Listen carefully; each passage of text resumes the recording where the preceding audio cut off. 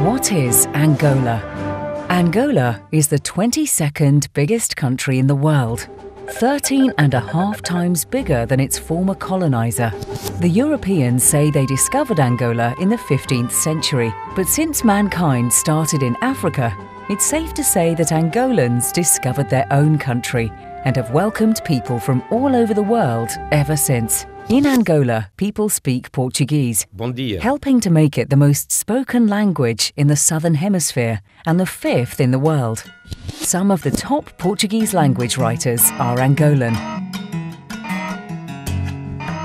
The first black man to perform in the Eurovision Song Contest was Angolan. The top scorer in Portugal's major football league history is an Angolan.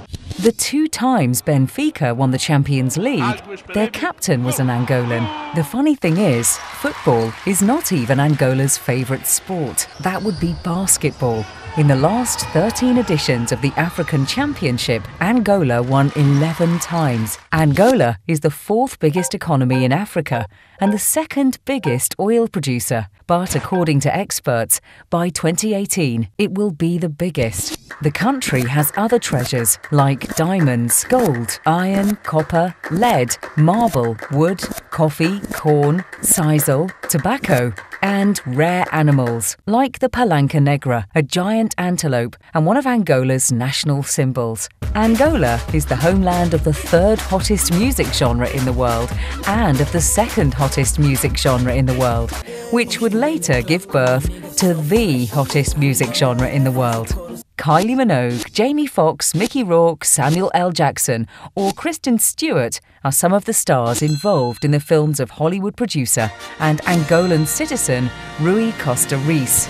Angola just recently started producing its own serial dramas, and one was already nominated for an Emmy. The Venice Biennale awarded Angola with the prestigious Golden Lion. No surprise, Angola has one of the most important collections of African art. In the first decade of the 21st century, no economy has grown more than Angola. Not even China. Luanda, the capital city of Angola, is said to be the most expensive city on the planet. But it's also one of the most vibrant, with some of the finest restaurants, hotels, shops, nightclubs and views in Africa. Angolan Lila Lopez was voted 2011's most beautiful woman in the world. But you see, when we talk about Angolan women, it's tough to say who's the most beautiful.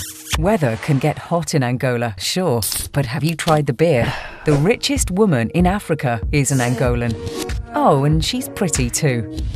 36.8% of Angola's national parliament is composed of lady deputies, one of the highest rates in the world. For the first time, Brazil has a female president. The US might have theirs in the next few years. Angola had a queen by the 17th century.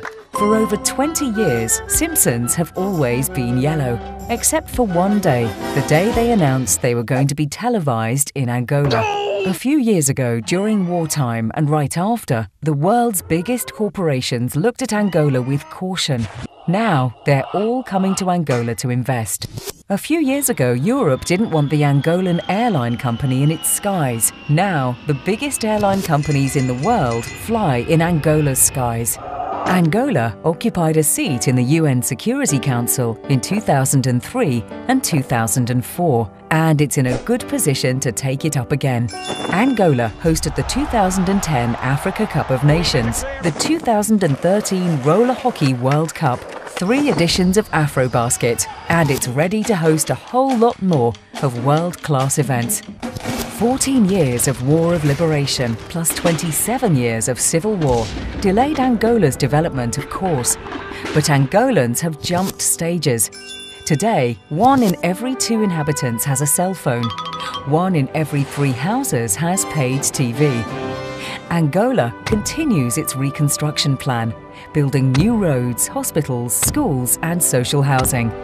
In the next few years, the South Atlantic cable system will be ready, connecting Angola and Brazil by optical fibre. The stock exchange of Luanda will be launched, and the new airport will be unveiled, the biggest in Africa, a hub to the whole continent. Angola hasn't made it all yet. there's still a long way to go.